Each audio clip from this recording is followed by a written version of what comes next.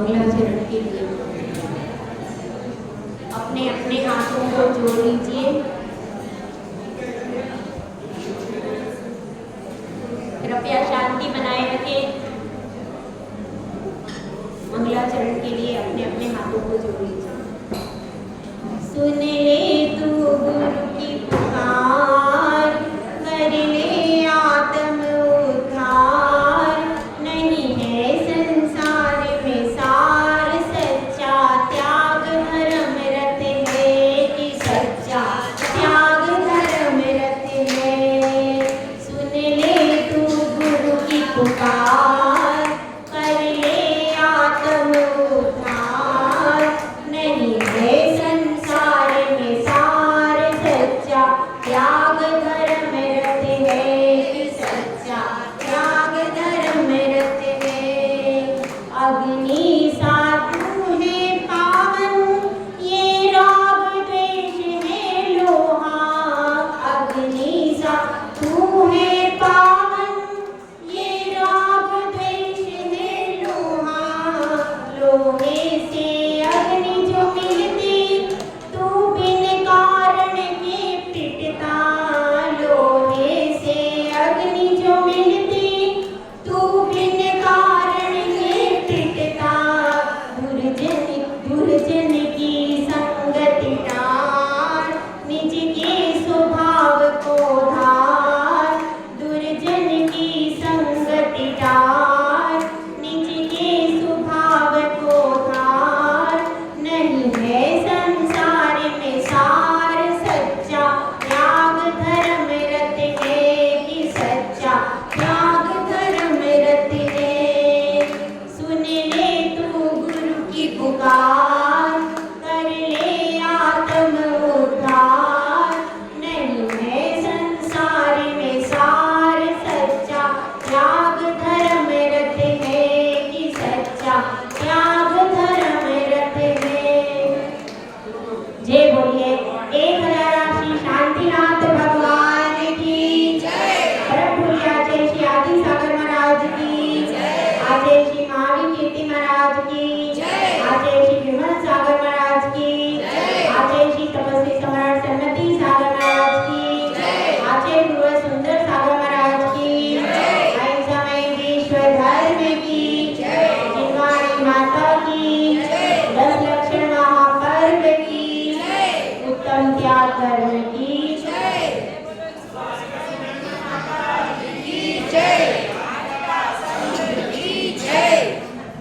धर्म प्रेमी भव्य आत्माओं, जो अपना होता है वह अपने पास होता है। इस संसार में हम सब अपनी अपनी वस्तुओं से प्रेम करते हैं। कौन अपना है और कौन पराया है, इस बात को हम भली भांति जानते हैं। अपना मोबाइल, अपनी साड़ी, अपनी वस्तु कैसे संभालनी है, कैसे रखनी है, इस बात को हमें किसी को बताना पड़ता है। हम स्वयं जानते हैं कि अपनी वस्तु कौन सी है और पराई वस्तु कौन सी है। एक छोटा बच्चा होता है, वह भी जानता है कि मेरी माता कौन सी है। उसको बोलना नहीं आता, इशारा भी नहीं कर पा रहा है, तो भी बहुत सारी सुंदर सुंदर महिलाएं हैं और उसकी माँ बिल्कुल काली है। कैसी है? उसकी माँ बिल्कुल काली है, तो भी बच्चा किसके पास जाएगा? माँ के पास। क्यों? वो महिलाएं दूसरी बहुत सुंदर है। वे कितनी भी सुंदर महिलाएं हों, लेकिन उसकी माँ तो वही है जिसने उसको जन्म दिया है। इस तरह से हम संसार में अपनी वस्तु, अपना पति, अपना पुत्र, अपना घर, अपना मकान, यह सब जानते हैं कि नहीं? किसी को पढ़ाना पड़ता है क्या बताने के लिए? नहीं। किसी को कोई सिखाना पड़ता है? नहीं। अपने आप हम जानते हैं कि अपना क्या है और पराया क्या है। अब मेरा आपसे प्रश्न है, एक छोटा सा प्रश्न है, अपना क्या है, पराया क्या है? हाँ, संगीता जी 2 दिन के बाद आई है, तब इनसे प्रश्न पूछे जाए भाई। हाँ बताइए, अपना क्या है, पराया क्या है, बताइए। हाँ, जो धर्म की दृष्टि से अपने साथ नहीं जाएगा वो सब पराया। अच्छा, और अपना क्या है? जो आपने समझाया अपनी आत्मा। अपनी आत्मा। और कोई इसके अलावा आंसर देना चाहता है? आगे। अपना क्या है, पराया क्या है? जो पुण्य कमाया वह क्या है? अपना है। पराया क्या है?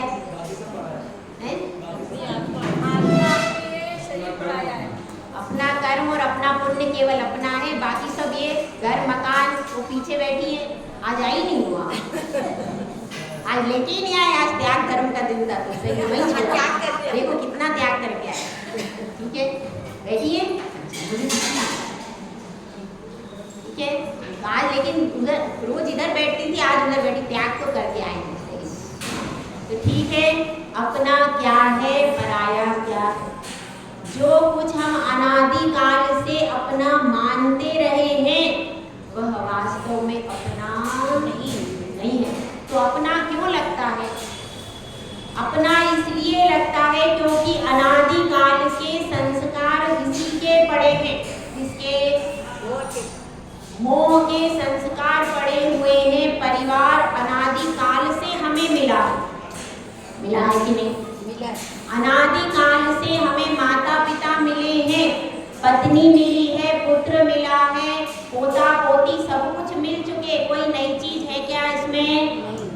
कोई भी नई चीज इसमें नहीं है। अनादिकाल से यह सब हमें मिलता रहा है। और लेकिन मिलने के बाद भी जब यह छूटता है तो बहुत दुख होता है। इतना दुख होता है कि उस दुख में फंस के आत्मा अपने स्वभाव को भूल जाती है। और इतना सारा काल बीत गया इसी सब परिवार के बीच में, इसी मकान के बीच में, इसी दुकान के बीच में, इन्हीं पंचेंद्री के विषय भोग कषायों के बीच में यह जीव रहा। लेकिन वह एक भी वस्तु अपनी हो पाई क्या? नहीं हो पाई। क्यों नहीं हो पाई? क्योंकि जो वस्तु अपनी नहीं है, कितना ही आप प्रयास करो कि वह मेरी हो जाए तो 3 काल में भी तुम्हारी नहीं हो। इस बात को समझने का आज दिन है।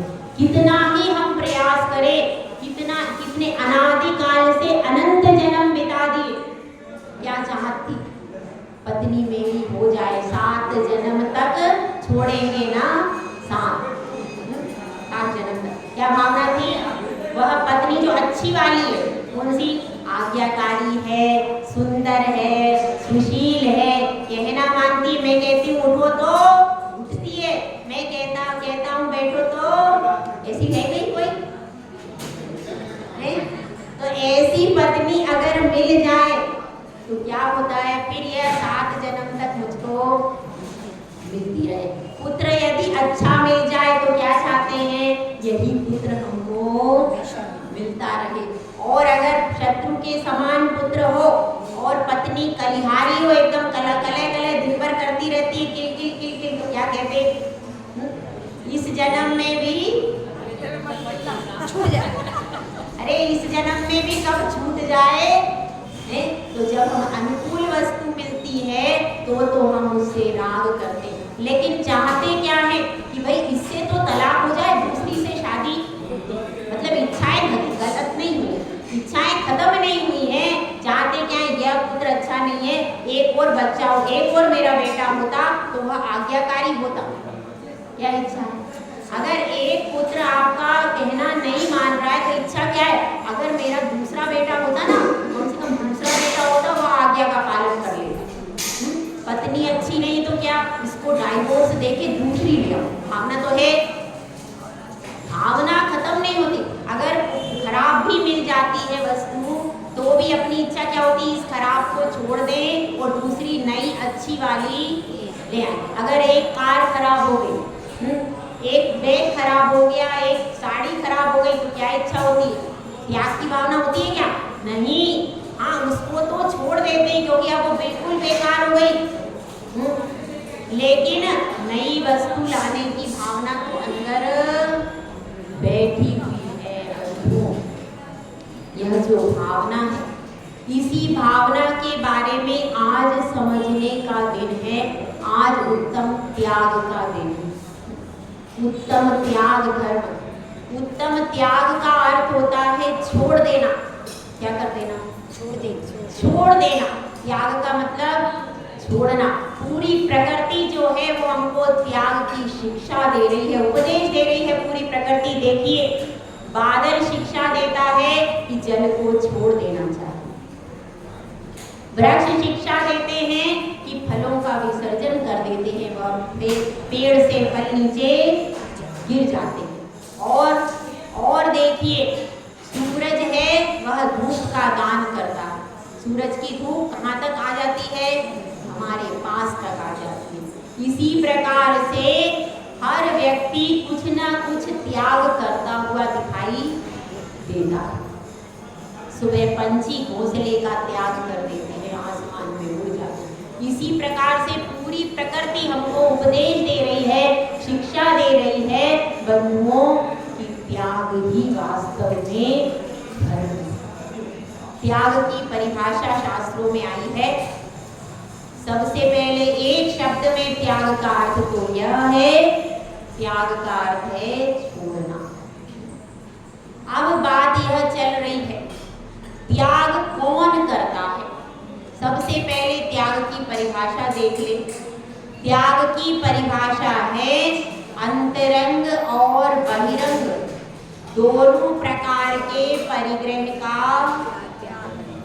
परिग्रह को छोड़ देना। क्या है? उत्तम त्याग, जिसको हम कहते हैं ना उत्तम त्याग कहो जग सारा। वो उत्तम त्याग क्या है? उत्तम त्याग कौन करता है? उत्तम त्याग करते हैं मुनिराज। उत्तम त्याग करने का अधिकार किसके पास है? केवल मुनिराज होते हैं जो उत्तम त्याग करते हैं। आता है ना, परिग्रह 24 भेद त्याग करे मुनिराज जी, पढ़ते हैं अपन सब। तो उसमें त्याग में क्या आया है? परिग्रह 24 भेद। तो 10 प्रकार का परिग्रह आप सबको याद ही है, बताइए, बोलिए, याद है ना? 10 प्रकार का परिग्रह। उषा जी, क्षेत्र, वास्तु, हिरण्य, सुवर्ण, धन, धान्य, दासी, दास, कुप्य और मान। यह क्या है? 10 प्रकार का परिग्रह। तो इस 10 प्रकार के परिग्रह के तो वे पूर्ण त्यागी होते। कौन? उनके पास वस्त्र भी नहीं। आरिका माता जी होती हैं, उनके पास मात्र 2 साड़ी रखती है, मात्र 2 साड़ी उनके पास होती है, और बाकी का शेष सब प्रकार के परिग्रह का उनका भी त्याग। तो मुनिराज जो है उनके पास वस्त्र भी नहीं है, एक धागा भी नहीं होता। तो मुनिराज के पास 10 प्रकार का कोई भी परिग्रह का अंश भी नहीं होता। इसके बाद क्या चीज है? इसके बाद अंतरंग परिग्रह की चर्चा चले। अंतरंग परिग्रह में क्रोध, मान, माया और लोभ और मिथ्या। कितना हो गया भैया? 5। इसके बाद इसमें मिलाओ हास्य आदि 9 कषाय। कितना हुआ? 14। यह 14 प्रकार का होता है अंतरंग परिग्रह। ठीक है, अब इससे इस परिग्रह को देखें कौन कौन से मुनिराज त्याग कर पाएंगे इसको। देखिए, सबसे पहले मिथ्यात्व। तो वर्तमान में मिथ्यात्व का मात्र अनुदय हो सकता है, क्षय करने की शक्ति किसी में भी तो क्या होगा? मात्र उसका उपशम होगा अथवा क्षयोपशम आदि हो सकता है, प्रकृति होगा। तो अभी क्षय करने की सामर्थ्य किसी की भी नहीं, मतलब केवल मिथ्यात्व का अनुदय होगा। और किस किस का अनुदय मुनिराज कर सकते हैं? यहाँ पर छठे गुण स्थानवर्ती मुनिराज की बात हो रही है। तो अनंतानुबंधी कषाय, अप्रत्याख्यान कषाय और प्रत्याख्यान कषाय। तो कितनी हो गई? 3 चौकड़ी। 3 चौकड़ी 3 गुणा 4 कितने हो गए? 12। इन 12 कषायों का मात्र अनुदय है, क्षय नहीं हुआ भैया। इन 12 कषायों का क्या हो गया? अनुदय। वर्तमान में उदय में नहीं आ रही। तो कितनी कषाय हट गई? 12। तो कषाय और 1 मिथ्या, यानी 13 प्रकार का त्याग त्याग महाराज कर सकते हैं। और हास्यादि 9 कषाय और क्या बचा, हास्यादि 9 कषाय और संज्वलन कषाय, ये उनके पास उदय में रहती है। कौन सी हो गई, हास्यादि 9 कषाय और एक संजलन, और एक संज्वलन, 9 और 1 10, मतलब 10 उनके पास सत्ता में रहेगी। कौन से मुनिराज की बात हो रही, छठे गुणी स्थानवर्ती मुनिराज की बात कर रही हूँ पहले, ठीक है ना। छठे गुणी स्थानवर्ती जो मुनिराज हैं उनके पास क्या क्या रहेगा, सबसे पहले अनुदय के रूप में रहेगा मिथ्यात्व, अनंतानुबंधी 4 कषाय और अप्रत्याख्यान 4 कषाय, प्रत्याख्यान 4 कषाय। कितना हो गया, 12 और 1 13। यह 13 का क्या रहेगा, अनुदय। 13 का अनुदय रहेगा, मतलब वह वर्तमान काल में प्रभावित नहीं करेंगे। किसकी बात चल रही है, मुनिराज, छठे गुणी स्थानवर्ती मुनिराज की। मतलब उनके पास 24 प्रकार का जो भेद की बात हो रही है वह कथन छठे गुण स्थानवर्ती मुनिराज के बारे में नहीं है। उनका केवल इतना 10 प्रकार का परिग्रह आपने कर लिया और ये कषाय जो मैंने बताई कितनी हो गई, 13। तो 10 और 13 कितना हो गया, 23। ये 23 प्रकार का परिग्रह मुनिराज को नहीं, ठीक है। वो 24 प्रकार का जो बताया है 14 के हिसाब से बताया है, जो उसमें आता है वो कैसा बताया, उसमें इस प्रकार से कथन है। पूजा में जो आया है 10 प्रकार का तो बाह्य परिग्रह और 14 प्रकार का अंतरंग परिग्रह। तो अब अपन देखते हैं कि इसके आगे मुनिराज बढ़ते हैं। तो 10वें गुण स्थान तक संजलन, क्रोध, मान, माया, लोभ तक रहता, ठीक है। तो 10वें गुण स्थान के बाद में कौन सी कषाय चली गई, 9वें गुण स्थान में हास्य, रति, अरति, शोय, भय, जुगुप्सा, शोक, भय, जुगुप्सा। यह हास्यादि 9 कषाय का क्या हो जाता है, अभाव हो जाता है 9वें गुण स्थान में, ठीक है। और 10वें में कौन सी चली गई, संजलन, क्रोध, मान, माया, लोभ। तो यह कषाय चली गई। तो ये सब कषाय किसमें जाएगी, कहाँ तक रहेगी, 10वें गुण स्थान में, यानी 11वें गुण स्थानवर्ती जो मुनिराज है, जो कि उपशांत मोह है, यानी जो कौन सी सीढ़ी चढ़ रहे हैं, जो 11वें गुण स्थान में, 11वें गुण स्थान का नाम क्या है, उपशांत मोह। कौन सी श्रेणी चढ़ते हैं 11वें गुण स्थान वाले मुनिराज, उपशम श्रेणी। उपशम श्रेणी 11वें गुण स्थान वाले मुनिराज चढ़ते हैं। तो वो जो मुनिराज उपशम श्रेणी पर आरूढ़ हो रहे हैं उनके पास कितनी कषाय है, एक भी नहीं, क्यों, लेकिन उपशमित भाव है, उपशमित रूप से एक भी कषाय नहीं है, न हास्यादि 9 कषाय है। तो उनका पूरा इस प्रकार से जब वो बिल्कुल आत्मा में प्रवृत्ति कर रहे तो उनका त्याग माना जा सकता है, क्योंकि अभी कषाय उपशमित है, पूर्ण नष्ट। और फिर पूर्ण नष्ट किसकी हुई है, तो 13वें गुण स्थानवर्ती 12वें के अंत में क्या चला जाता है, ज्ञानावरण आदि। तो 12वें गुण स्थान में भी क्या होता है, 12वें गुण स्थान में भी, क्योंकि अंतरंग परिग्रह में भी 2 प्रकार के कथन है। बड़े प्रतिक्रमण में आता है ज्ञानावरणादि 8 प्रकार का जो कर्म होता है वह भी अंतरंग परिग्रह के अंतर्गत आता है। तो उस प्रकार से कथन करते हैं, तो ज्ञानावरणादि 8 कर्म भी अंतरंग परिग्रह में है। तो उस प्रकार से अंतरंग परिग्रह के त्यागी कौन हुए, अंतरंग परिग्रह के घाती कर्म के नाश करने से उसके मध्यम त्यागी हुए कौन, अनंत परमेश्वर, क्योंकि उनके 4 घातीय कर्म नष्ट हो गए, पूर्ण नष्ट हो गए, कोई सत्ता नहीं है, कुछ नहीं। तो मध्यम त्यागी कौन हुआ, मध्यम त्यागी हुए अनंत परमेश्वरी। और फिर पूर्ण त्यागी कौन हुआ, सिद्ध, केवल सिद्ध भगवान ही पूर्ण त्यागी है, बाकी तो मध्यम है। और जगन्य के रूप में कौन है, मुनिराज।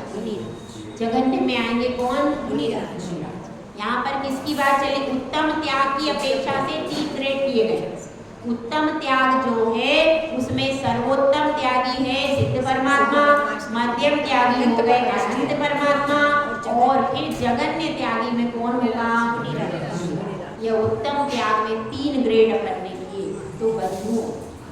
हमें विचार करना है।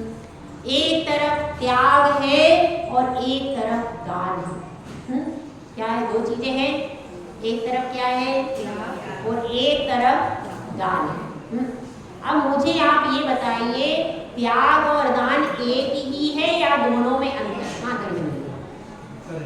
त्याग और दान दोनों एक ही है या अंतर है? हाँ, अंतर है, अंतर अंतर है कि एक ही है? हाँ, अंतर है कि नहीं, किसके लिए होता है? तो प्रश्न नहीं, मेरे को तो एक शब्द में आंसर चाहिए। एक है कि अलग है? अलग है कि एक है? अलग है कि एक है? एक है। अच्छा, एक व्यक्ति तो मेरा वाला मिल गया। क्या है? त्याग और दान एक है कि अलग अलग है? देखिए, त्याग धर्म में दान समाहित हो जाता है। जब अपन त्याग की चर्चा करते हैं तो उसमें मुनिराज का भी कथन आ जाता है, श्रावक का भी कथन आ जाता है। तो इसलिए त्याग धर्म में तो दान समाहित हो जाता है, लेकिन दान धर्म में त्याग समाहित नहीं होता। दान धर्म में क्या हो जाता है? त्याग बहुत व्यापक शब्द है। उत्तम त्याग धर्म जिसको कहते हैं, उसमें जितना भी आप त्याग करते हैं, चाहे आप धन का करो, चाहे आप राग द्वेष का करो, जितना भी करते हो वह सब उत्तम त्याग धर्म में समाविष्ट हो जाता है। लेकिन उस उत्तम त्याग धर्म का दान केवल एक पार्ट, उसका एक हिस्सा है, उसका एक प्रकार मात्र है। तो उत्तम त्याग कैसा है? व्यापक है। और दान किसको कहते हैं? उत्तम त्याग में क्या क्या आ गया? अंतरंग और बहिरंग, इस सब प्रकार के परिग्रह का त्याग, वो क्या है? उत्तम त्याग। और उसके बाद क्या है? दान में क्या आता है? दान में तो आप सिर्फ अपनी वस्तु को देते हैं, दूसरे के उपकार के लिए अपनी वस्तु को प्रदान करना। यह परिभाषा आई है तत्वार्थ सूत्र में, स्वस्याति सर्वो दानम। पर के उपग्रह के लिए, पर के उपकार के लिए अपनी वस्तु का क्या करना? त्याग करना, अपनी वस्तु को देना। क्या है? दान। दान उपयोगी वस्तु का होता है। किसका होता है? दान उपयोगी वस्तु का होता है। और त्याग किसका होता है? त्याग अनुपयोगी वस्तु का। त्याग हम करते हैं तो राग द्वेष का त्याग करो, घर का मकान का त्याग करो, दुकान का त्याग करो, क्योंकि आपकी आत्मा की साधना के लिए ये सब अनुपयोगी वस्तु। और फिर उसका एक श्रावक है, तो श्रावक के लिए बताया जाता है कि आप ऐसी वस्तु का दान करो जो आपके लिए उपयोगी हो, दूसरे के लिए भी उपयोगी। त्याग हम कौन सी चीजों का करते हैं? त्याग में उपयोगिता, त्याग में सब उन पदार्थों का त्याग किया जाता है जो वास्तव में अपना है ही नहीं। जो अपना है ही नहीं उसका किसमें किया जाता है? उसका त्याग किया जाता है। और उसमें जो व्यवहार से हमारा अपना है, हमारे पास जो चीज है, उसको देना क्या है? दान। ठीक है, तो इसमें समझना यह है कि त्याग शब्द बहुत व्यापक है, क्योंकि त्याग जब करते हैं तो दान देने वाले भी त्याग करते हैं और दान नहीं देने वाले भी त्याग करते हैं। अभी जो सिद्ध परमेष्ठी है वो किस चीज का त्याग कर रहे हैं? बताओ, सिद्ध परमेष्ठी किस चीज का त्याग कर रहे हैं? किस चीज का त्याग कर रहे हैं? वो किस चीज का त्याग कर रहे हैं? बताओ। उनके पास तो कुछ भी नहीं है। सिद्ध परमेष्ठी किस चीज का त्याग कर रहे हैं? फिर भी उनमें कुछ तो हो रहा है, बताइए। हाँ, वो अपनी एक पर्याय को छोड़ रहे हैं, दूसरी पर्याय ग्रहण कर रहे हैं, पर उनमें ग्रहण करने और छोड़ने का भाव नहीं है, लेकिन स्वाभाविक रूप से उनकी एक पर्याय आती है, एक पर्याय चली जाती है। ज्ञान गुण है, अनंत गुण है उनके, और उन तीनों गुणों में उत्पाद व द्रव्य हो रहा है कि नहीं? हो रहा है। तो उनकी गुणों की पर्याय एक पर्याय आती है, एक पर्याय चली जाती। इस प्रकार से उस पर्याय का जो आवागमन हो रहा है, और लेकिन ज्ञान गुण जो है उसमें जरा सी भी कमी वृद्धि नहीं होती। ज्ञान गुण जो अनंत है वो अनंत ही रहता है, फिर भी पर्याय तो प्रतिक्षण परिवर्तन हो ही रही। तो एक पर्याय छूट जाती है, एक पर्याय दूसरी आ जाती, मगर उनका सारा परिणमन जो है, सारा जो चल रहा है, आना और जाना, वो किसमें है? स्वभाव में। क्योंकि गुण पर्याय व द्रव्यम, गुण और पर्याय से जो सहित होता है उसको क्या कहते हैं? द्रव्य। कभी भी द्रव्य गुण और पर्यायों से रहित नहीं होता। बंधुओं, यह हमें विचार करना है कि हम क्या करें। आज का दिन यह सोचने के लिए आपको बाध्य करता है कि हम अनादिकाल से इस संसार में पड़े हैं, और हमें यह मनुष्य पर्याय आदि क्यों मिली है, और आज हमारे पास इतनी भोग सामग्री क्यों है? इसलिए कि पूर्व भाव में आप सबने दान किया था, पूर्व भाव में आपने दान किया था, पूजा की थी। यह सब कार्य पूर्व भाव में जो करता है उसके घर में पर्याप्त संपत्ति रहती है, और जो पूजा आदि करता है उसको दोबारा पूजा करने के अवसर मिल जाते। दान पूजा उपवास आदि किया होगा वही व्यक्ति पूर्व का पुण्य होगा, वही जिनकुल में आता है, दूसरा तो नहीं आता। तो इसलिए यह विचार हमको करना है कि उत्तम त्याग का दिन है। त्याग करने के लिए क्या क्या है हमारे पास? जो कुछ है बाहर का दिख रहा है वह कोई भी वस्तु अपनी नहीं है। उसमें से कोई भी वस्तु हमारी होती तो हमें वह हमेशा हमारे साथ रहती, क्योंकि जो वस्तु हमारे साथ हमेशा नहीं रहती वो हमारी कभी भी हो नहीं सकती। तो इसलिए यह विचार करना है कि त्याग धर्म का दिन है। अनादिकाल से इस संसार की रेल पेल में हम लगे हैं कि नहीं? लगे ही हुए। और आज तक हमने उत्तम त्याग किया है क्या?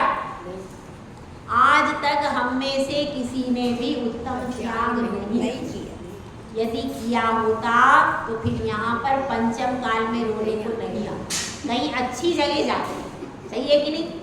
कहीं अच्छी जगह जाते, लेकिन इस पंचम काल में आए हो, आ गए, कोई बात नहीं, यहाँ से जाओ तो त्याग धर्म पूर्वक जाने का प्रयास करो। इसका हमें विचार करना है। देखिए, एक मनुष्य भी त्याग के मार्ग पर बढ़ता है और एक पशु भी त्याग के मार्ग पर बढ़ता है। जिसके पास में कुछ भी नहीं है, ज्ञान भी नहीं है, तो भी वह क्रियंच भी त्याग के मार्ग पर बढ़कर अपना हित कर लेता है।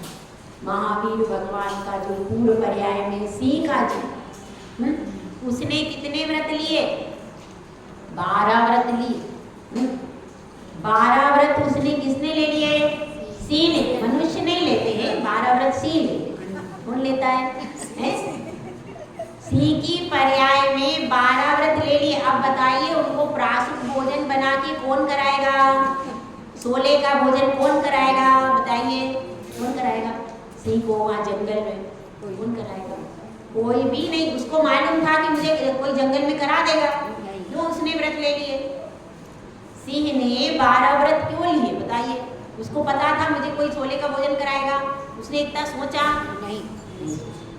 हम कितना सोचते हैं, पता नहीं हमारी बहू कराएगी कि नहीं कराएगी, ये होगा कि नहीं, ये होगा कि नहीं, वो होगा कि नहीं। कितने विकल्प पालते हैं और व्रत लेने से पीछे हट जाते हैं। और लेते हैं तो भी छोटी सी परेशानी आती है, तुरंत व्रत को छोड़ने को तैयार हो जाते हैं। उस सिंह की बात सोचो कि जिसने 12 व्रत ले लिए, और 12 व्रत लेकर अब उसको कौन पानी पिलाए और कौन खिलाए? तो सूखे पत्ते खा करके, और पानी को क्या करता था? फूंक देता था। हवा आदि से झरने का जो पानी होता है वह प्रासुप हो जाता है पत्थर से टकराकर, तो वह झरने का पानी पी लेता था और क्या कर लेता था, सूखे पत्ते खा लेता था। आप सूखे पत्ते खाओगे, आपको तो आराम से मिलती, गरम गरम गरम गरम है। फिर भी आप कितना सोचते हो, उस शेर अगर सोचता, अगर वो इतना सोचता तो वो कुछ भी नहीं ले पाता क्या, नहीं ले पाता। लेकिन जब त्याग की बात आती है तो सबसे ज्यादा अगर कोई सोचता है तो मनुष्य सोचता है। अगर मैंने रात्रि भोजन का त्याग कर दिया, बाहर जाना पड़ा तो क्या करेंगे, वहां पर गए तो क्या करेंगे, कितने सारे विकल्प हमारे मन में चलते हैं और हम कंडीशन बेस पे त्याग करते हैं। कंडीशन बेस कैसी, इतनी छूट, हफ्ते में एक दिन अगर किसी को हम बोले कि भाई अभिषेक रोज किया करो, माता जी रोज तो नहीं कर सकते, ठीक है भैया महीने में एक दिन कर लो, नहीं नहीं नहीं 4 महीने में एक दिन, नहीं तो हफ्ते में एक दिन पे बड़ी मुश्किल से सौदा पड़ता है। हफ्ते में एक दिन पे सौदा पड़ जाए, रोज के लिए तो कोई तैयारी नहीं होता। क्यों, कष्ट होता है। सुबह सुबह की नींद बहुत अच्छी होती, बहुत अच्छी होती है। आप लोगों को कुछ नहीं पता वर्षा, सुबह सुबह जो 5 बजे की जो नींद होती है ना, 4-5 बजे, 6-7 बजे, 10 बजे तक जो नींद टॉप की होती है ना, वो नींद कभी वो मिल ही नहीं सकती। वो नींद अत्यंत प्रिय है। वह प्रिय वस्तु का त्याग कैसे करेंगे, अत्यंत प्रिय वस्तु है वो, 10 बजे तक की नींद, उसका त्याग नहीं कर सकते। इसलिए क्या होता है, जो ब्रह्म मुहूर्त है, जिस समय सारी ऊर्जा देने के लिए पूरी प्रकृति आपको तैयार है, सारी वातावरण जो है पूर्ण तैयार है, सब कुछ अमृतमयी आप पर लुटाने के लिए, उस समय आप गहन निद्रा में कंबल ओढ़ करके एसी में एसी तेसी कर रहे हैं। वो एसी नहीं है, वो एसी तेसी है, क्योंकि उसमें रहने से आपकी पूरी बॉडी बहुत कमजोर हो जाती है।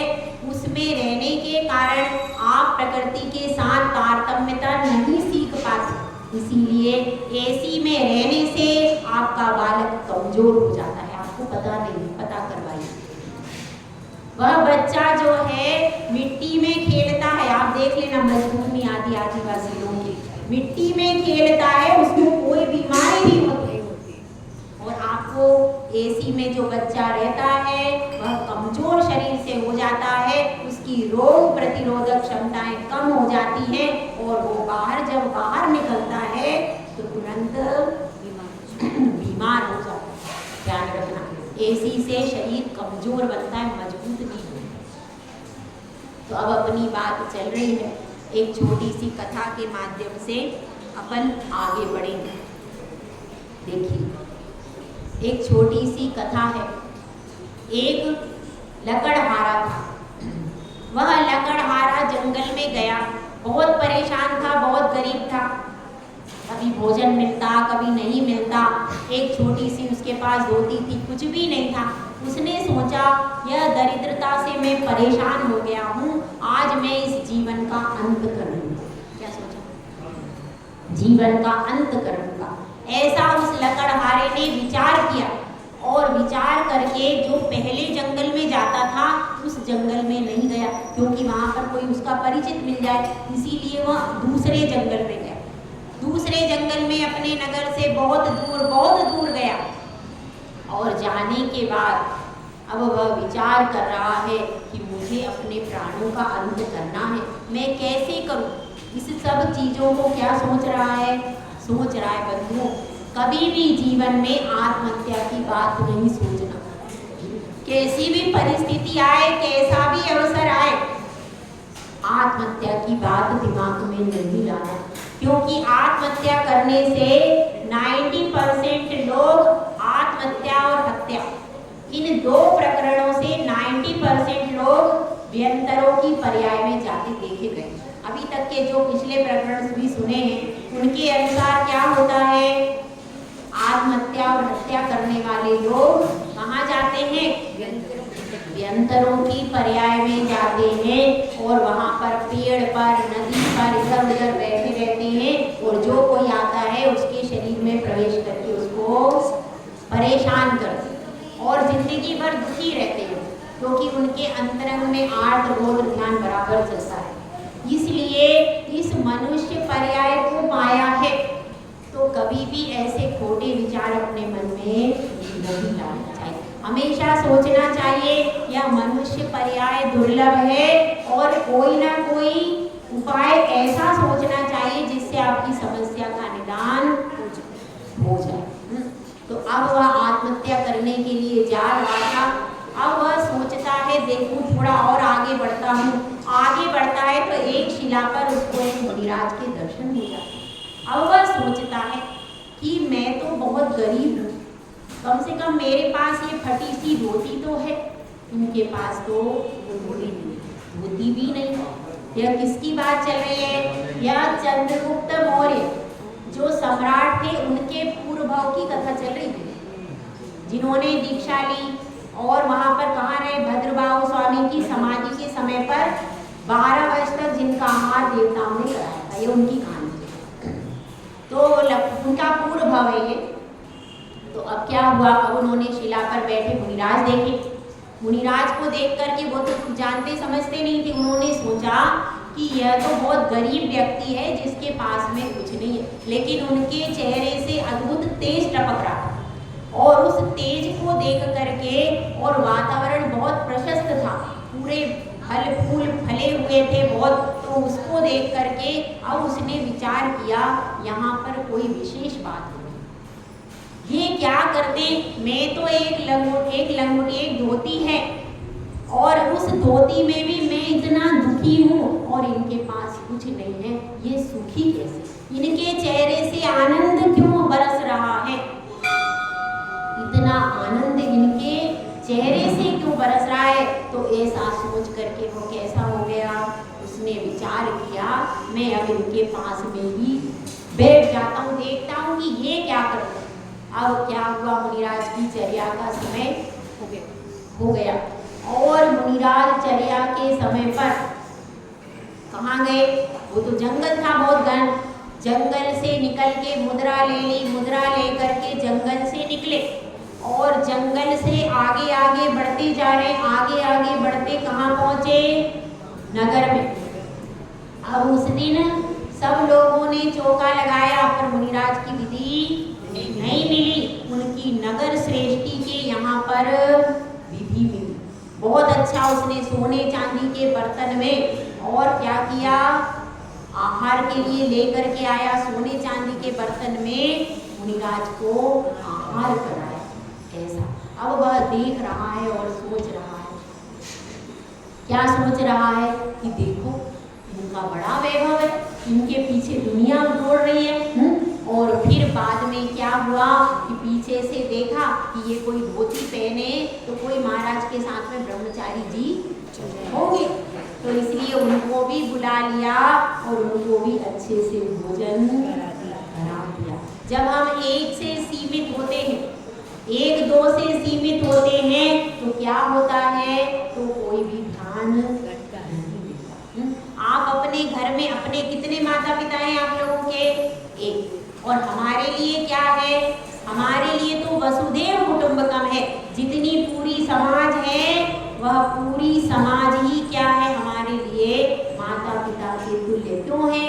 क्योंकि माता पिता अपने पुत्र का पालन करते हैं, इसी प्रकार से उनको भोजन कौन देता है? आपको भोजन माता पिता ही तो देते। तो उसी प्रकार से वे सब स्त्रियां हमारी माता के समान हैं और जो भोजन जो कमा रहे हैं वो कौन है? पिता के समान। तो इसलिए हमने एक माता पिता छोड़ दिए, लेकिन अब कितने मिल गए? बहुत सारे। और यदि हम सीमित रहते हैं और बहुत सारे मिलने पर ममत्व भाव नहीं रहता। ममत्व भाव कब रहता है? जब आपके पास सीमित वस्तु होती है तो उसमें ममत्व का भाव बना रहता है, और जब निस्सीम वस्तु हो जाती है तो उसमें ममत्व का परिणाम भी नहीं होता। तो इसलिए अब क्या होता है? वह ब्रह्मचारी जी भी भोजन करके आ गए। उन्होंने सोचा कि भाई ये तो काम बढ़िया हो गया, हैं, अपन को कुछ नहीं करना पड़ेगा, यहीं रह जाएंगे इनके पास में, इनके साथ में अपन रहो, अपनी नैया पार हो जाएगी। और उसने सब खोटे विचार छोड़ करके वहीं पर उनके पास में बैठ गए।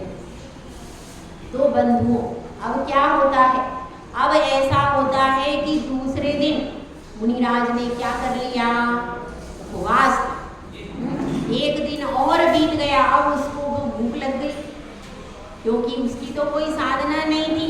तो उन्होंने क्या सोचा कि देखो ये कैसे जाते थे। अब उन्होंने क्या किया, वह धोती उतार दी और धोती उतार कर पिछी कमंडल लेकर के चले गए। अब लोग नगर में आ गए। नगर में लोगों ने क्या सोचा, ये ब्रह्मचारी जी थे, अब इनकी दीक्षा हो गई, अब ये मुनिराज बन गए। तो उनको विधि पूर्वक पड़गाहन किया और पड़गाहन करके फिर वो क्या हो गया, आहार लेके आ गए। और आहार लेने के बाद वह फिर से अपनी धोती पहनने लगे और पिछी कमंडल छोड़ने लगे। तो मुनिराज तो तब तक ध्यान में ही बैठे थे और पिछी के बिना तो मुनिराज गमन ही नहीं कर सकते थे। इसीलिए वो अपने 1-2 घंटे का क्या कर रहे थे, सामायिक में बैठे, ध्यान में बैठे। जैसे ही उन्होंने धोती पहनने के लिए हाथ बढ़ाया, मुनिराज ने अपना ध्यान भंग करके कहा कि रुक जाओ, अब यह वस्त्र स्वीकार नहीं करना, तुम्हारी 3 दिन की आयु मात्र बची हुई है। अब तुम यह परिग्रह ग्रहण नहीं करना। और उनको सच्चे धर्म का उपदेश दिया। सच्चे धर्म के उपदेश को सुन करके उस लकड़हारे को कुछ ज्ञान नहीं था। ज्ञान था क्या? नहीं। तो आप कहोगे कैसे ले ली दीक्षा, ज्ञान तो था ही नहीं उसको ज्ञान नहीं था। लेकिन मुनिराज ने उसको उपदेश दिया, उसको सच्चे धर्म का सम्यक दर्शन ज्ञान चारित्र का उसको उपदेश दिया। और फिर क्या हो गया, उसके मन में वैराग्य की ज्योति जल गई।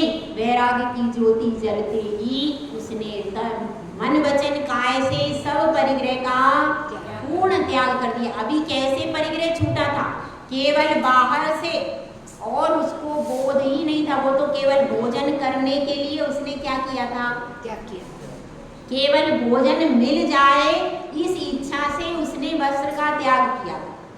ठीक है कि नहीं? केवल भोजन मिल जाए इस इच्छा से उन्होंने वस्त्र का त्याग किया था। इसके अलावा कोई त्याग की इच्छा थी क्या? महाव्रत की इच्छा थी क्या? नहीं। परंतु अब मुनिराज ने उनके संस्कार किए। 5 महाव्रत, 5 समिति आदि पूरे कितने 28 मूल गुणों के संस्कार कर दिए, केस लोच कर दिया और उनको विधिवत मुनि दीक्षा दे दी। तो अब क्या हुआ, अब उनका त्याग हुआ। बंधुओं, बहिरंग के छोड़ने से कुछ भी नहीं होगा। अंतरंग में जब तक आपके अंतरंग की आसक्ति नहीं छूटी है, तब तक उस त्याग का कोई मूल्य नहीं। अंतरंग की भी आसक्ति छूटनी चाहिए। बहिरंग से आपने वस्त्रों का त्याग कर दिया, बहिरंग से भोजन का त्याग कर दिया, उपवास करके बैठ गए, लेकिन अंतरंग में आसक्ति, तो वह अभी पूरा त्याग नहीं है। हम तो कुछ ही वस्तु का त्याग कर पाते, कुछ ही समय के लिए कर पाते, लेकिन जितने समय के लिए भी आपने किया है, कम से कम उस समय निर्विकल्प दशा को प्राप्त है। भले ही आपने 1 घंटे के लिए भोजन का त्याग किया, तो 1 घंटे के लिए बिल्कुल विकल्प भी मत आने दो, कोई चर्चा भी मत करो। महिलाएं बहुत ज्यादा भोजन की चर्चा करती, ऊपर भी आ जाती, ऊपर भी हम बार बार उनको चुप कराते कि भोजन चर्चा मत करो। लेकिन उनकी प्रिय चर्चा कौन सी है? भोजन चर्चा, प्रिय चर्चा है भोजन कथा। तो भोजन की कथा भी नहीं करो, कम से कम 1 घंटे का त्याग करो, लेकिन पूरा मन वचन काय से उस समय पर किसी प्रकार की प्रवृत्ति नहीं करना चाहिए। तो यह तो उत्तम त्याग की चर्चा हो गई। अब आपकी भी चर्चा करते हैं। कौन सी? दान की बात है। दान कहाँ कहाँ पर देना चाहिए, इसके बारे में ग्रंथों में आया। तो 7 क्षेत्र बताए हैं दान देने के लिए। ठीक है, 7 क्षेत्रों के नाम है। पहला है जिन प्रतिमा, दूसरा क्या है जिन मंदिर, तीसरा है जिन यात्रा, और उसके बाद क्या है पंच कल्याणक प्रतिष्ठा, उसके बाद चतुर्विध संघ, और कौन सा है उसके बाद जिन पूजा, और अंतिम है सिद्धांत लेखन। समझ में आया? कौन कौन सी चीजें हो गई? पहले जिन प्रतिमा, जिन प्रतिमा में कैसे दान दोगे आप? जहाँ पर मंदिर नहीं है, बहुत बड़ी समाज है लेकिन मंदिर नहीं है, ऐसी जगह पर जिन प्रतिमा को यदि मंदिर बन रहा है तो उस समय पर आप प्रतिमा को स्थापित करते हो, तो ये क्या, ये दान क्या कहलाएगा? जिन प्रतिमा के लिए दान दिया गया। उसके बाद क्या बताया है? जिन मंदिर, मंदिर का निर्माण करना। जिन प्रतिमा में मंदिर नहीं आएगा बेटा, जिन प्रतिमा में क्या आएगा? केवल मंदिर पहले से वहां पर है, मंदिर पहले से वहां पर है, तो उसमें अपन ने एक प्रतिमा जी अपनी तरफ से रख दी, ये क्या हो जाएगा? जिन प्रतिमा की। दूसरा जिन मंदिर, जिन मंदिर का निर्माण करना, वो क्या, वो किस में आएगा? जिन मंदिर के निर्माण। जिन मंदिर का निर्माण कहाँ पर होना चाहिए? जहाँ पर समाज बहुत बड़ी है और वहाँ पर जिन मंदिर नहीं है, अथवा एक कोई व्यक्ति है लेकिन सक्षम है संभालने में, ऐसा भी हो सकता है कोई एक परिवार है लेकिन सक्षम है उस मंदिर की व्यवस्था करने में, तो भी मंदिर बन सकता है, ठीक है। लेकिन मंदिर की व्यवस्था सुचारू रूप से चलनी चाहिए, ठीक है। तो यह मंदिर है जिन मंदिर। जिन मंदिर में दान कौन देगा? श्रावक, यहाँ श्रावक की बात चले। उसके बाद जिन यात्रा, जिन यात्रा मतलब, जिन यात्रा का मतलब है तीर्थ यात्रा। सम्मेद शिखर की यात्रा के लिए आप जाओगे, जहाँ पर जिन मंदिर है उन तीर्थ की यात्रा के लिए जाना। जैसे आप सम्मेद शिखर की यात्रा के लिए जाओगे, अतिशय क्षेत्र की यात्रा के लिए जाओगे, छिद्र क्षेत्र की यात्रा के लिए जाओगे, तो जिन यात्रा में क्या आएगा? अतिशय क्षेत्र, छिद्र क्षेत्र आदि जहाँ पर मंदिर बने हुए, जिनालय बने हुए हैं, वहाँ पर यात्रा के लिए जाना। तो उस यात्रा में यदि आप ये नियम करते हो, मैं इतने लोगों को प्रतिवर्ष सम्मेद शिखर की यात्रा कराऊंगा, तो वो किस में आएगा? जिन यात्रा, जिन यात्रा के दान में आएगा। उसके बाद क्या है? प्रतिष्ठा, पंच कल्याणक प्रतिष्ठा महोत्सव, उसके लिए भी श्रावक दान देते। पंच कल्याण की जो प्रतिष्ठा है वह करवाना, उसमें दान देना, वह किसमें आएगा? पंच कल्याणक प्रतिष्ठा। उसके बाद लिखा है चतुर्विध संघ। चतुर्विध संघ में क्या आएगा? मुनि, आरिका, श्रावक, श्राविका। कौन सी हो गए? 4 चतुर्विध। मुनि, आरिका, श्रावक, श्राविका। श्रावक श्राविका क्यों कहा? क्योंकि क्षुल्लक जी है, एलक जी है और क्षुल्लिका माता जी, ये भी काय में रहते हैं? चतुर्विध संघ के अंतर्गत आएंगे। और कौन कौन आएगा चतुर्विध संघ में? मुनि आरिका तो आएंगे, एलक क्षुल्लक भी आएंगे। इसके अलावा भी जो ब्रह्मचारी हैं, जिन्होंने केवल ब्रह्मचर्य व्रत भी ले लिया है और घर का त्याग करके संघ के अंदर रह रहे, भले उनका क्या है केवल अनुव्रत है, तो भी वह क्या किसके अंतर्गत आएंगे? वो भी दान के पात्र हैं चतुर्विध संघ के अंदर, ब्रह्मचारी भैया और बहनें। इसके अलावा जो कोई 2 प्रतिमा से लेकर के 10 प्रतिमा तक संघ के अंदर श्रावक गण साधना कर रहे हैं, वह भी इसके अंतर्गत आ जाएंगे चतुर्विध दान, चतुर्विध संघ। उसके बाद आया जिन पूजा। जिन पूजा में क्या आएगा? बड़े बड़े विधान करवाना, सिद्ध चक्र मंडल विधान करवाना, इंद्रध्वज विधान करवाना, नंदीश्वर का विधान करवाना, जितने भी 10 लक्षण का विधान, जितने भी विधान करवाए जाते हैं और उनमें जो खर्चा होता है वो किसके अंतर्गत आएगा? उनका दिया गया दान, जिन पूजा में वह दान आएगा। उसके बाद अंतिम क्या है? सिद्धांत के लेखन में, सिद्धांत का लेखन लिखा हुआ है इसमें, मतलब जो आगम है, आगम प्रणीत ग्रंथ जो है उसका प्रकाशन करना चाहिए, यह लिखा हुआ है। आगम प्रणीत, जो आगम है या तो उसका अनुवाद हो, आगम के ग्रंथ जो है उसका अनुवाद हो, उसका लेखन हो, उसका करते हैं, सिद्धांत की संज्ञा दी जाती है। सिद्धांत का मतलब क्या है? जो प्राचीन आगम, जो कि प्राचीन आचार्यों द्वारा जो ग्रंथ लिखे गए, ठीक है, उन प्राचीन आचार्यों ने जो संस्कृत में प्राकृत में ग्रंथ लिखे, उसकी क्या हो? उसकी हिंदी अनुवाद हो, उसका हिंदी अनुवाद हो और उस पर टीका लिखी हो। पर कैसी टीका?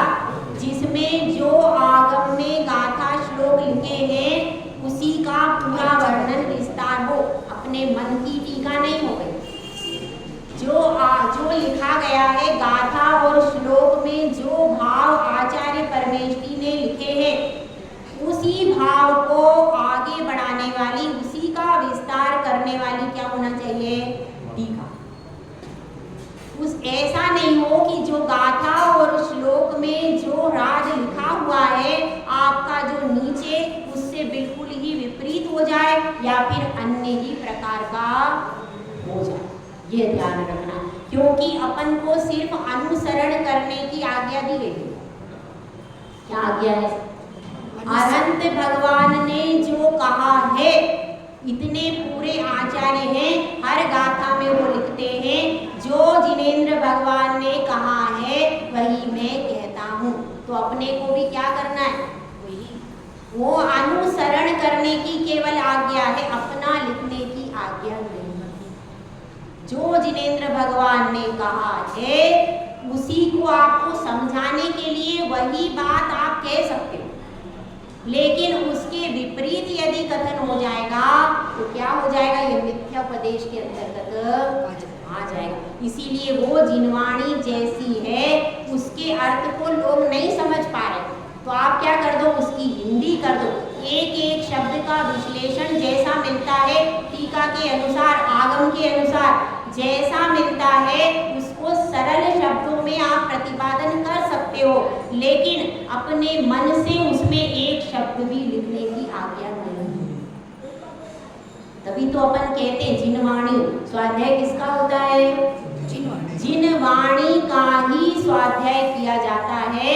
इसीलिए जो कहा है जिनेंद्र प्रभु ने, उसी का इतने बड़े बड़े आचार्य हुए, लेकिन एक भी आचार्य ने अपने मन से नहीं लिखा।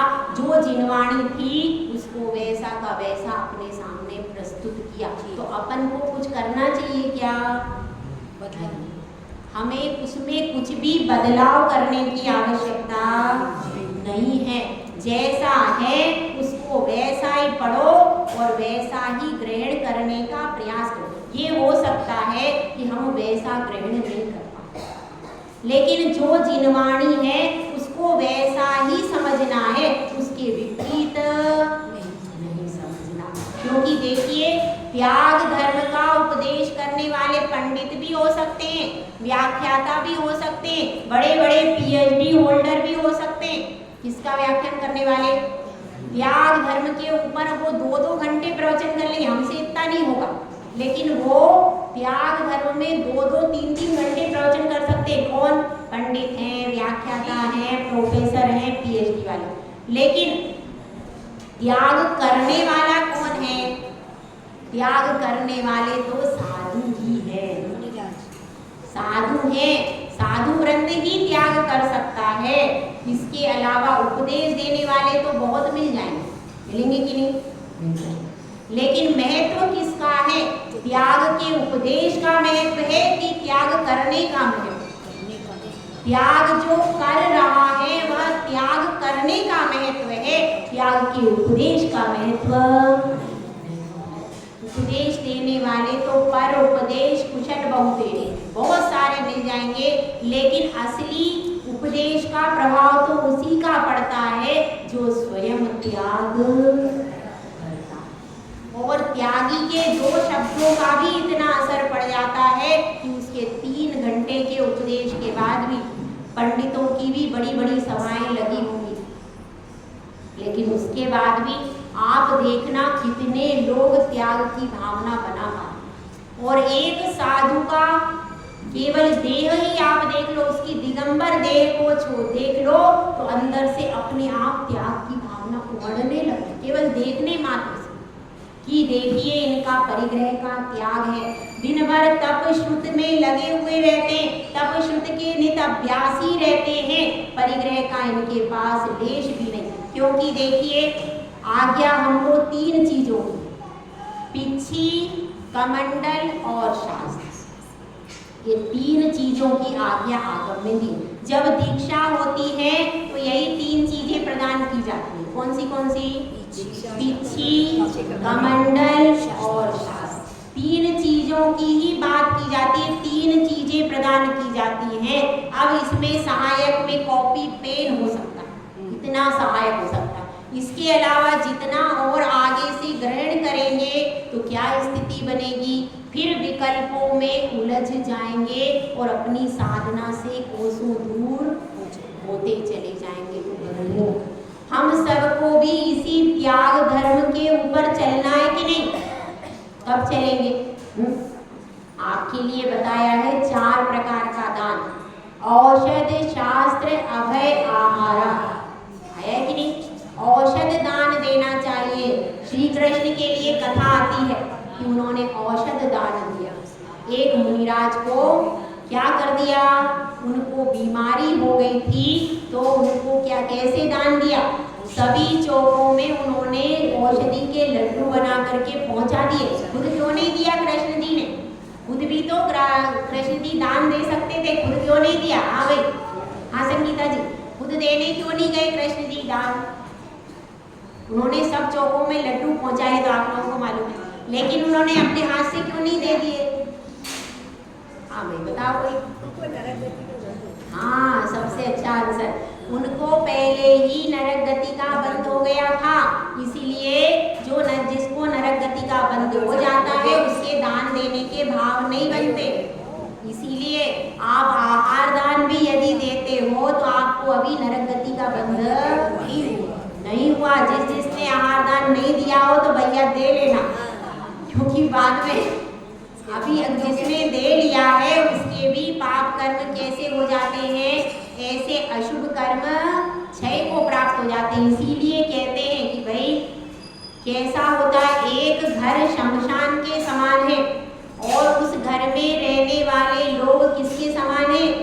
गिद्ध के समान। ये मैं नहीं कह रही, मैं कुछ नहीं कहती भैया, ये आया है पद्मनंदी पंचविंशतिका में। आचार्य पद्मनंदी महाराज ने लिखा है कि जो व्यक्ति दान नहीं देते, आहार नहीं कराते, उनका घर शमशान के समान है और उसमें वे चील हुए गिद्ध के समान है।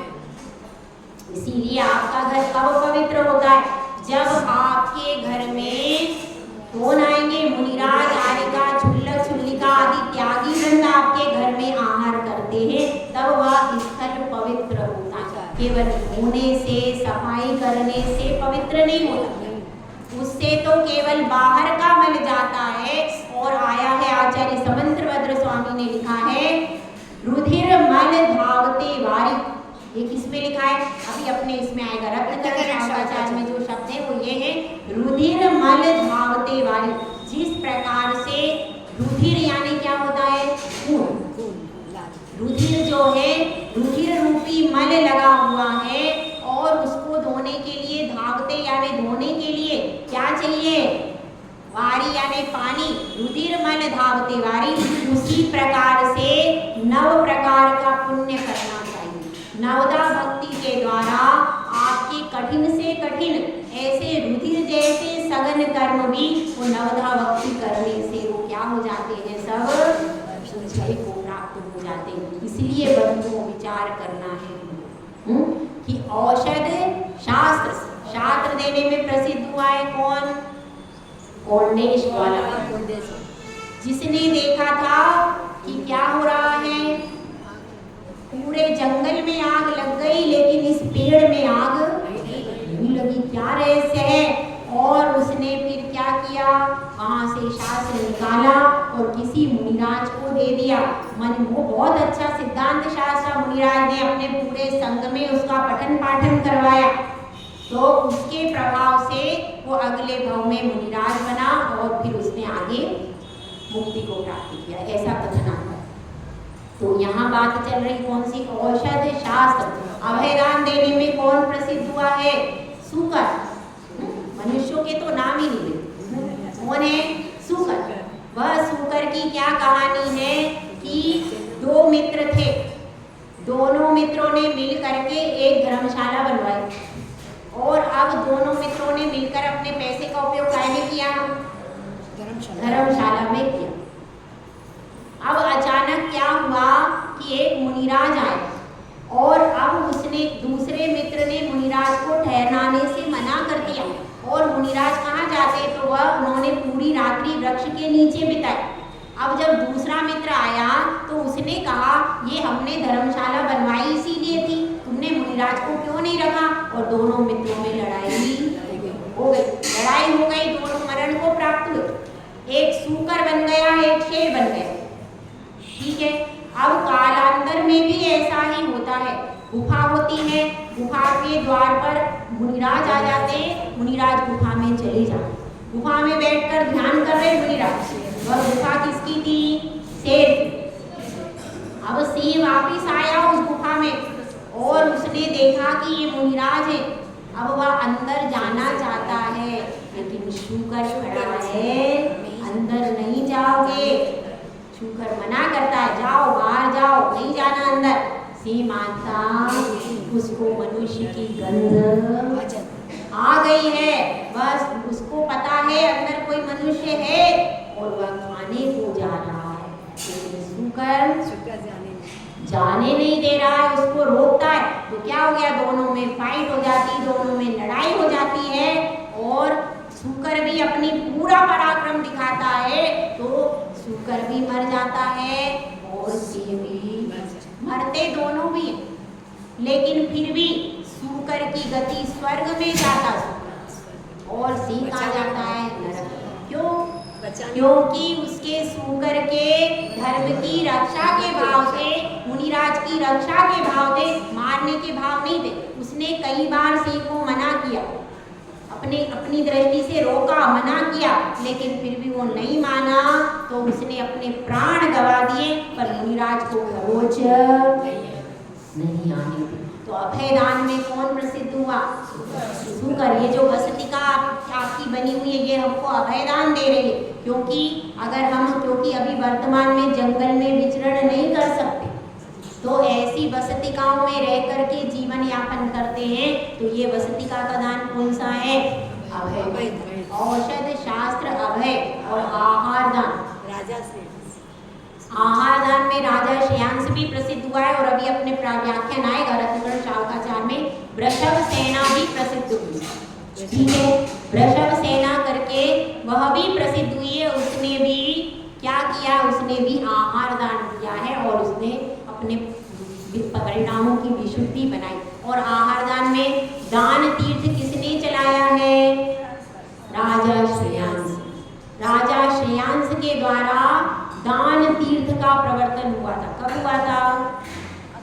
अक्षय तृतीया। अक्षय तृतीया के दिन राजा श्रेयांश के द्वारा दान तीर्थ का प्रवर्तन हुआ और उसके बाद लोगों ने समझा कि दान क्या होता। उसके पहले तो श्रावकगण समझते ही नहीं थे। तो दान अपन सब करते हैं कि साधु क्या करते हैं? साधु ज्ञान का दान करते हैं। जो आगम में कहा है उसका दान करते। उन वचनों को आपके लिए क्या देते हैं? उन वचनों को आपके लिए प्रसारित करते हैं। यह किसका दान है? यह साधु दान देते हैं। साधु ज्ञान दान देते हैं और आप ये 4 प्रकार का दान देते हो। तो दान देने के बाद फिर उसके प्रति घमंड नहीं करना।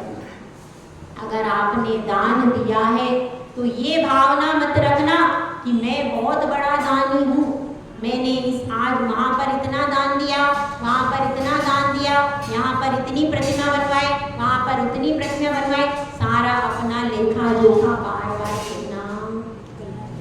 अगर कह देते, बार बार अपने दान का वर्णन करते तो पुण्य घट जाता है भैया। जो पुण्य बहुत सारा, क्योंकि 2 चीज ऐसी हैं जिसका कभी जीवन में वर्णन मत करो, आपका पुण्य घट जाएगा। पहला तप और दूसरा दान। आप यदि तपस्या करते हो, जितना छुपा कर तपस्या करोगे, तपस्या का फल उतना ही ज्यादा मिलेगा। आपको पता है, तपस्वी सम्राट आचार्य श्री सन्मति सागर महाराज, उन्होंने कभी अपना कुछ नहीं छपवाया, कभी भी नहीं कहा। और हमारे गुरुदेव बताते हैं, आचार्य श्री अभी उनके भी 10 उपवासों की साधना चल रही है भीलवाड़ा में। उनका नवा साल है, नवा साल है और 10 उपवास की उनकी साधना चल रही है। तो वो उन्होंने बताते थे कि अगर उन्होंने उपवास किए 10 उपवास, 8 उपवास, ऐसे उपवास की, यदि हम उनकी तपस्या के बारे में एक शब्द भी माइक पे बोल देते थे, माइक रखवा लिया जाता। इतने कड़क थे, बिल्कुल उनके बारे में कोई भी कुछ भी वर्णन करता था, प्रशंसा करता था, उसका माइक धरवा लेते थे और उसको दोबारा अवसर नहीं। मतलब अपने बारे में, अपनी तपस्या, हालांकि वो तपस्वी सम्राट थे, लेकिन अपनी तपस्या का बखान किसी को भी, ना शिष्य को करने देते थे। समाज में भी, जो अभी डॉक्टर रीता दीदी, अभी हमारे संग में सुकाव्यमती माता जी, उन्होंने मंगलाचरण में आचार्य श्री के गुणों को वर्णन करने वाला मंगलाचरण किया। तो उन्होंने कहा, तो आचार्य श्री ने कहा, आप हमारे ही पीछे क्यों पड़े गए? तो ऐसे उनको भी मना कर दिया कि हमारे वाले भजन इतने निष्प्रय संत थे कि इतनी केवल अपनी चर्या में लगे रहते, तपस्या करने के बाद भी कोई प्रचार प्रसार नहीं, जब जाकर कहाँ पाड़ना होगा कोई निश्चित नहीं, चौके लगे हुए, सब पीछे लगे हुए, बड़े बड़े सेठ रह जाते थे और कोई गरीब के यहाँ भी पाड़ना। जो नियम लेता था, प्रतिमाओं के नियम देते थे, 2 प्रतिमा, 7 प्रतिमा, ऐसे जो प्रतिमा लेते थे, उनके यहाँ ही ज्यादातर उनके 8 उपवासों का पालना वही हुआ। जो प्रतिमा लेते थे, तो पहले साधु के क्या चाहते थे? त्याग का महत्व होता था। साधु भी त्याग करके जाते थे और श्रावक भी जो त्याग करते थे उनके यहाँ, यानी महत्व किसका था?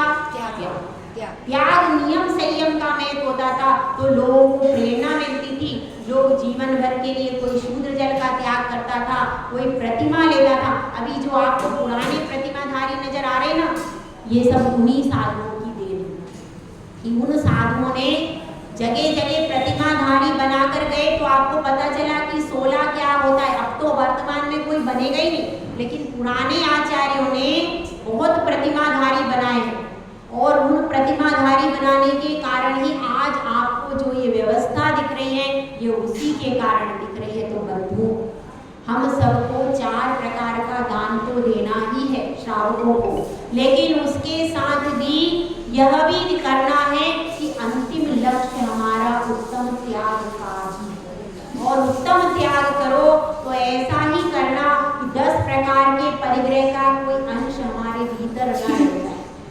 छोड़ने का भी अहंकार नहीं कर लेना। एक महिला, एक छोटी सी बात कह करके विराम देना। एक दिन आहार दान करने एक महिला आई, दीदी भी वहीं खड़ी थी। उनको बोला, देखो मेरा 25 साल से आलू का त्याग है, और 10 साल से लिपस्टिक का त्याग है, और 5 साल से ब्यूटी पार्लर का त्याग है, और क्या त्याग है, और कंद का पूरा त्याग है, रात्रि में दूध के अलावा कुछ नहीं लेती हूँ। तो दीदी ने कहा कि आपने पहले भी तो बताया था, या आंटी कल भी तो बताया था। अरे जो महिलाएं खड़ी हैं वो आज नहीं है, जो महिलाएं खड़ी है वो वो नहीं है आज, इसलिए उनको बता रही हूँ कि मेरा ये त्याग है, मेरा वो त्याग है। त्याग का बखान मत कीजिए। त्याग तो आत्मा का धर्म है, आत्मा का स्वभाव है, और त्याग करने के बाद स्वाभाविक आनंद आता है। कब? जब हम निर्विकल्प रूप से रहें और अपने जीवन को इसलिए त्यागमय बनाइए।